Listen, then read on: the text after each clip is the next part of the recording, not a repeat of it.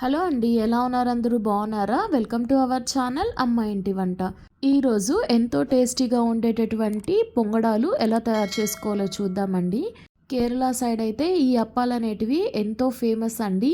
వీటిని ఇంట్లోనే ఎంతో ఈజీగా టేస్టీగా ఎలా తయారు చేసుకోవాలో చూద్దాం. ఇలా నేను చూపిస్తున్నట్లుగా ఈ కొలతలతో పొంగడాలు చేసుకోండి, ఎంతో రుచిగా వస్తాయి. ముందుగా ఒక గిన్నె తీసుకొని ఇందులోకి 2 కప్పుల దాకా రేషన్ బియ్యాన్ని తీసుకోండి. నేను ఇక్కడ 2 కప్పులు రేషన్ బియ్యం తీసుకుంటున్నానండి. రేషన్ బియ్యం దొరకకపోతే మామూలు రైస్తో అన్నా వేసుకోండి. మీకు కావాల్సినంత క్వాంటిటీ బియ్యం తీసుకొని ఈ బియ్యాన్ని ఒక 2-3 సార్లు శుభ్రంగా కడుక్కోండి. బియ్యం కడుక్కోవడం పూర్తయిన తర్వాత ఇప్పుడు బియ్యం మునిగేంత వరకు వాటర్ని యాడ్ చేసుకోండి. వాటర్ పోసుకొని ఈ బియ్యాన్ని ఒక 3-4 గంటల పాటు నానపెట్టుకోండి. బియ్యం నానపెట్టుకున్న 2 గంటల తర్వాత ఒక గిన్నె తీసుకొని ఇందులోకి 2 కప్పుల దాకా బెల్లంని యాడ్ చేసుకోండి. మనం ఎంతైతే బియ్యం తీసుకున్నామో అంతే క్వాంటిటీ బెల్లంని తీసుకోవాలండి. ఈ బెల్లంలోకి 1/2 కప్పు దాకా వాటర్ని యాడ్ చేసుకోండి. వాటర్ ఎంత తక్కువ తీసుకుంటే అంత మంచిదండి. ఇప్పుడు ఈ గిన్నెని స్టవ్ మీద ఉంచి బెల్లంని కరగబెట్టండి. ఈ పొంగడాలు చేయడానికి బెల్లం అనేది కరిగితే సరిపోతుందండి, పాకం ఏమీ రానవసరం లేదు. కాబట్టి ఒక 5-10 నిమిషాల పాటు అలాగే స్టవ్ మీద ఉంచుకొని బెల్లాన్ని కరగపెట్టండి. ఒక 5-10 నిమిషాల్లోనే బెల్లం అనేది చక్కగా కరిగిపోతుందండి. చూస్తున్నారు కదా, ఇలా వీడియోలో చూపిస్తున్నట్లుగా బెల్లం అనేది కరిగిపోతే సరిపోతుంది. ఇప్పుడు స్టవ్ ఆఫ్ చేసుకొని ఈ బెల్లం సిరప్ని చల్లార్చండి. ఒకవేళ ఈ బెల్లం సిరప్లో ఏమన్నా చెత్త ఉన్నట్లు అనిపిస్తే ఇప్పుడే స్ట్రెయిన్ చేసుకొని తీసుకోండి. ఇప్పుడు స్టవ్ మీద ఒక కడాయి పెట్టుకొని ఇందులోకి 2 టేబుల్ స్పూన్స్ దాకా గీని యాడ్ చేసుకొని ఇందులోకి 1/2 కప్పు దాకా పచ్చి కొబ్బరి ముక్కల్ని యాడ్ చేసుకోండి.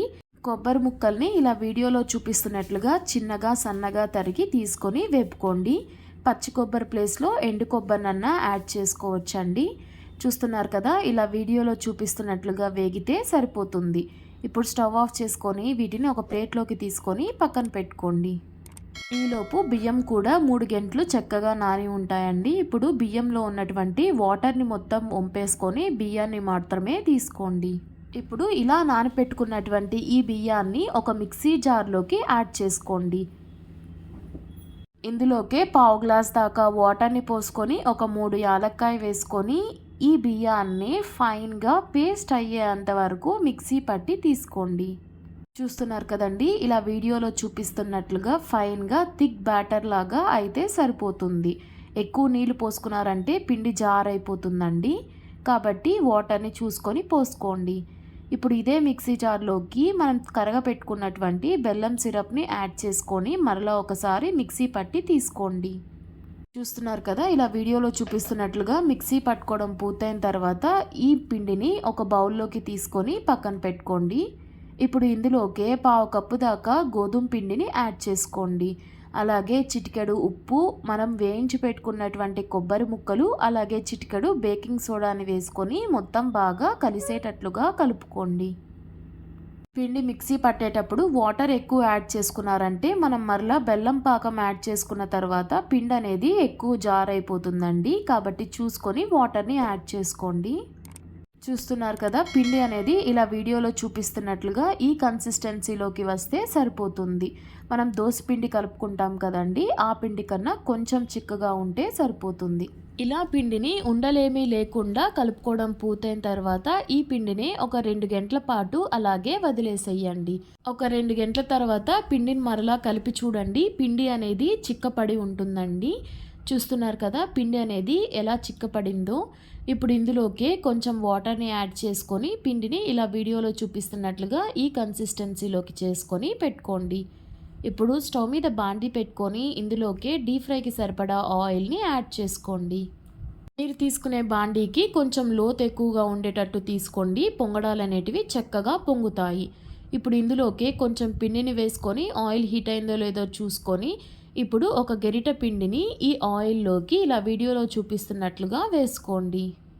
పిండిని వేసుకున్న వెంటనే కదపకుండా అలాగే వదిలేశారంటే మన అప్పాలు అనేటివి చక్కగా లేసి వచ్చి పొంగుతాయండి. చూస్తున్నారు కదా, ఇలా వీడియోలో చూపిస్తున్నట్లుగా చక్కగా పొంగుతాయి.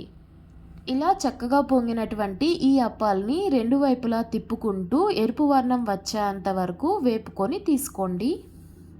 ఆయిల్‌లో వేసుకునేటప్పుడు ఒకసారి ఒక పొంగడాలనే వేసుకోండి. ఎక్కువ వేసేసుకున్నారంటే అతుక్కుపోతాయండి.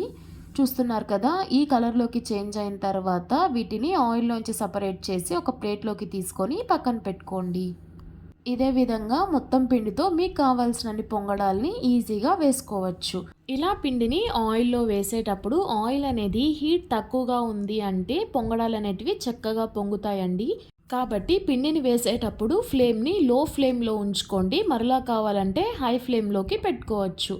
అంతే అండి. చూస్తున్నారు కదా! ఎంతో సింపుల్‌గా టేస్టీ పొంగడాలు లేదంటే స్వీట్ అప్పాలు తయారైపోయాయి. ఈ వీడియో నచ్చితే లైక్ చేయండి. అలాగే మన ఛానల్‌ని సబ్స్క్రైబ్ చేసుకోండి.